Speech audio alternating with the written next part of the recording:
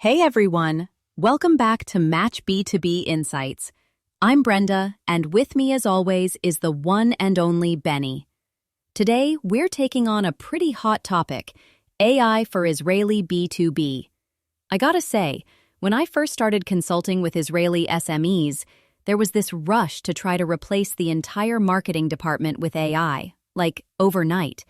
And that's definitely not how it works. No way, Brenda. Israeli founders love a shortcut. I mean, who doesn't? But with AI, it's more like, let's automate the boring stuff so we can focus on the genius.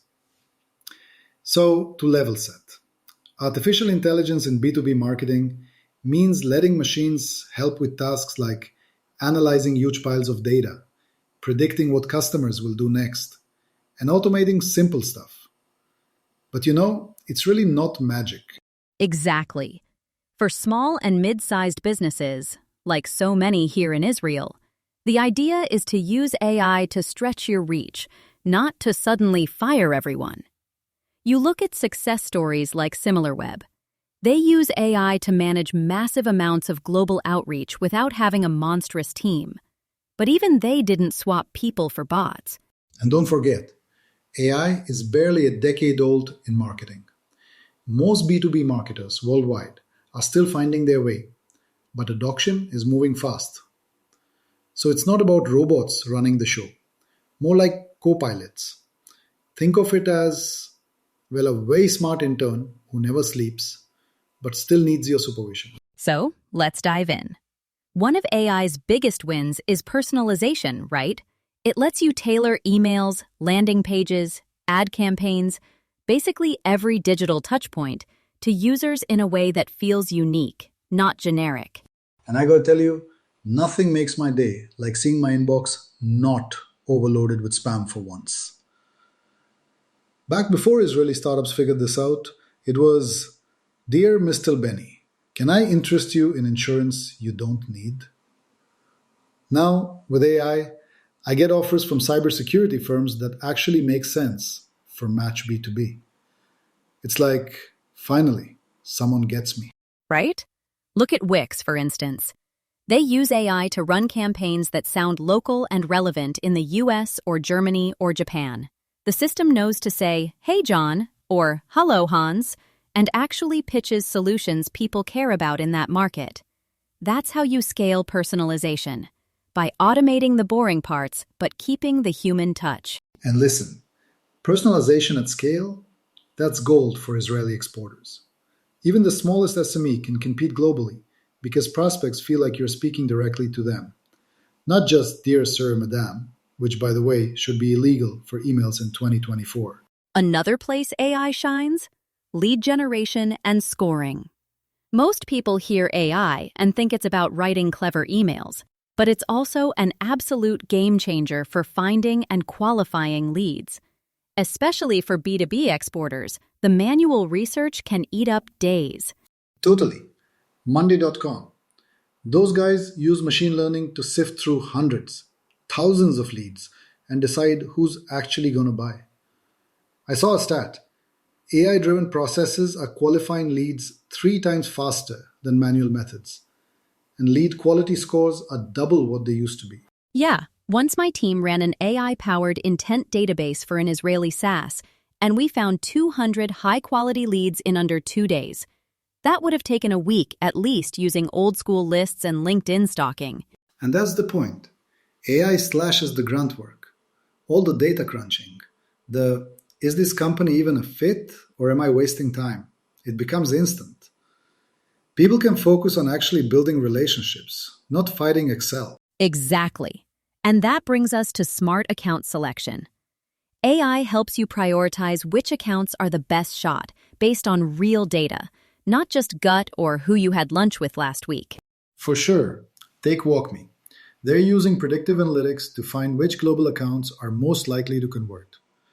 Instead of chasing every shiny logo, you know where to focus. AI looks at patterns, engagement, buying cycles, all the signals. Even a tiny Israeli firm can suddenly act like a Fortune 500 sales machine. And honestly, it takes the anxiety out of guessing who might close. Predictive analytics, when set up the right way, doesn't just save money. It helps sales and marketing teams stay aligned.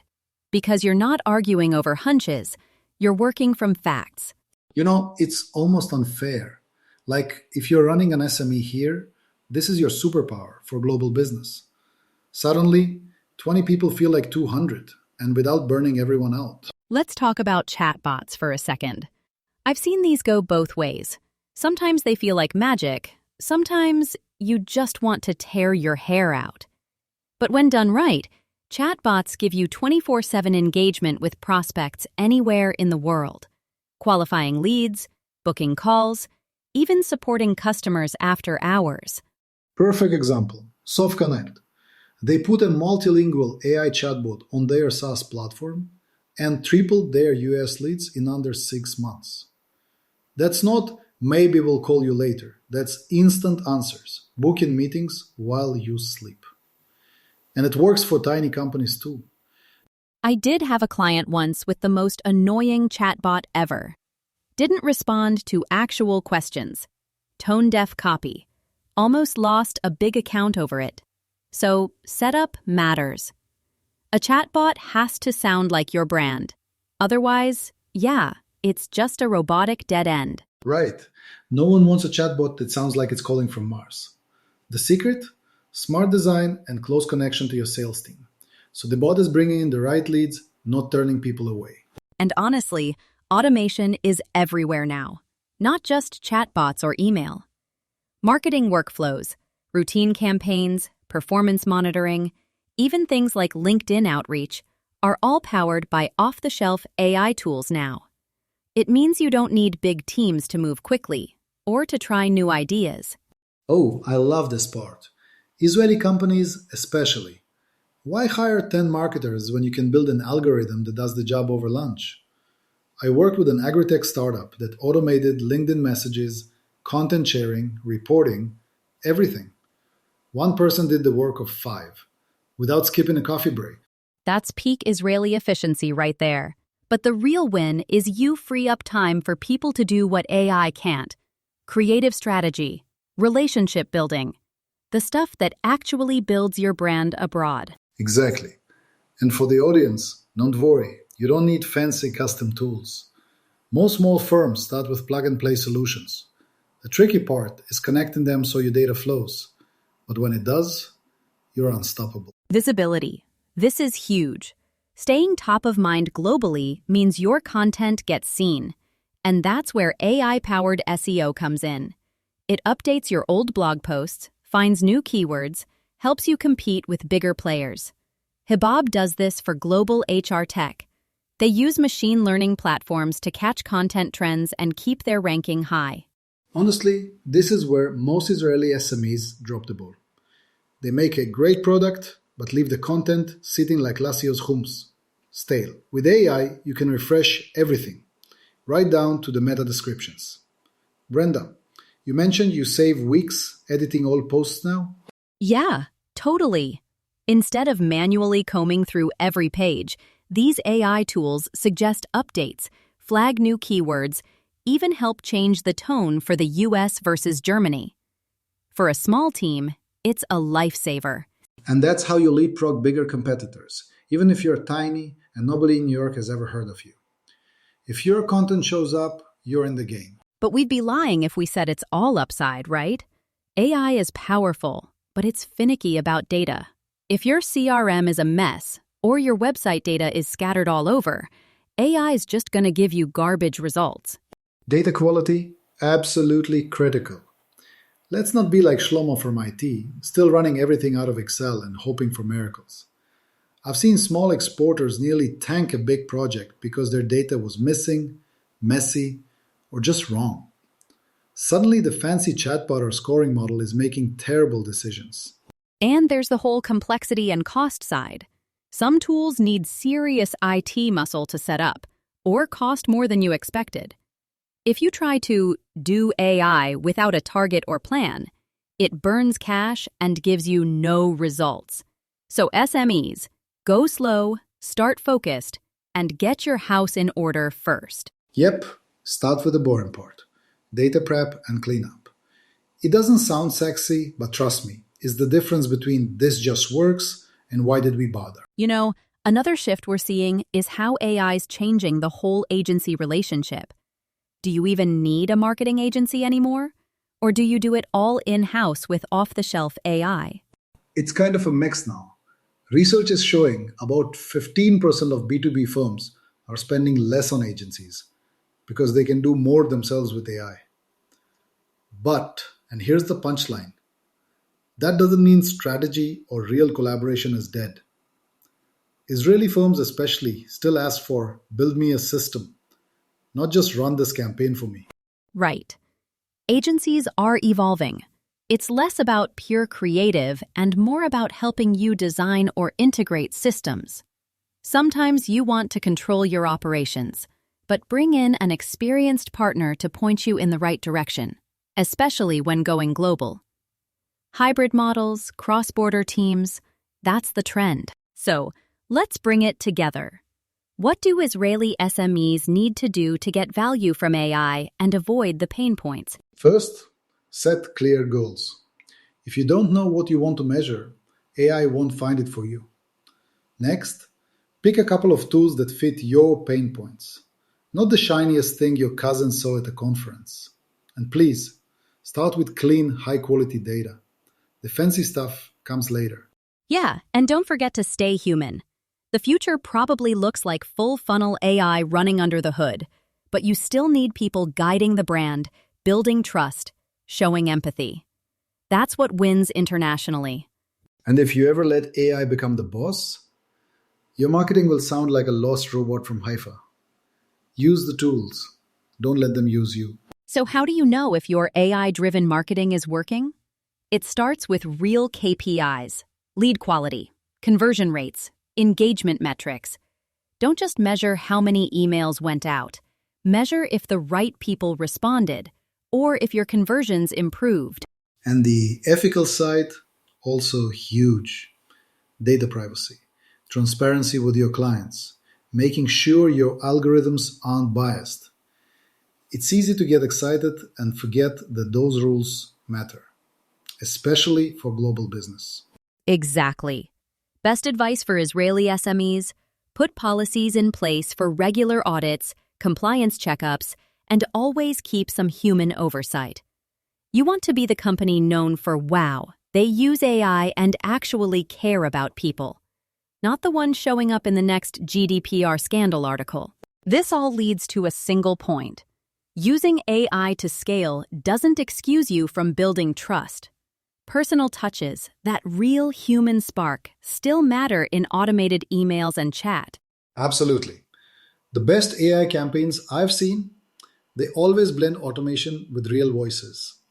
Even a triggered email can feel special if you add a bit of, hey, I know you, I care. And you need to actually explain to your clients, here's what our AI can do, here's what it can't.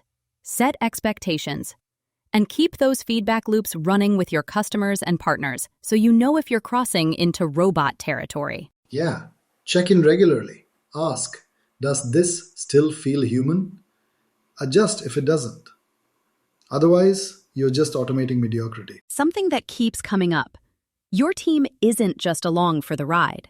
You gotta train people on your tools. Explain why they matter. And always keep your own eyes on the quality of what your AI spits out. For sure, protocols are key. Regular reviews, making the machine's homework actually worth reading. You want humans to bring the context, the nuance, the wait, that doesn't look right reaction. Otherwise, you're flying blind. Fostering a learning culture helps too. Let staff and clients give candid feedback about your AI. If something feels off, adjust both the system and your human approach. That's how you get continuous improvement. If you want to scale, build a real onboarding program. Teach your people what the AI actually does so they can use automation without turning into robots themselves. And keep human review in the loop. That means regular campaign audits, checking if the AI is on brand, asking yourself, is this still aligned with our values, our tone? And when bringing new clients on board, lay out what AI will do for them. Be open about what's automated and why. That transparency sets you apart, especially for international partnerships where trust can be fragile. Every company should have a clear AI policy. It's not just a legal box check. Tell your clients when something was generated by AI versus a person. Be upfront about it. It's part of the trust puzzle. And look, audit your tools for bias, especially in your messaging and audience targeting. Even if the machine picks up weird stuff unintentionally, spot it, fix it. Stay fair and compliant, especially with privacy rules shifting all the time. Make sure your team is ready to explain decisions too. AI shouldn't be a black box. It's gotta have a human face behind the message. That's how you keep your clients confident in what you're doing. At the end of the day, empowering your team is what turns AI from a shiny toy into a real asset. That means ongoing training. Keep up as the tools evolve. Make sure the people running them know more than the bots do. And set up clear processes. Human review, actual people, not just the CEO. Build habits around feedback from staff and clients, so you're always tuning how AI fits in the business. That way, you keep things relevant and authentic. Don't be afraid to adjust if you hear from the team or a customer that your AI-driven stuff sounds off. That's how you get trust, agility, and international growth without losing the human touch. Well, Brenda, that wraps it up. If anyone takes one thing away, AI is a tool, but your team is your engine. Thanks for tuning in, and I can't wait to see where Israeli SMEs go next with this stuff. Thanks, Benny. Always fun, always insightful. And thanks to our listeners. Hit subscribe and send us your questions for next time. Take care, everyone. Yalla, be'atzlacha to everyone. See you next episode. Bye, Brenda. Bye, Benny. Bye, everyone.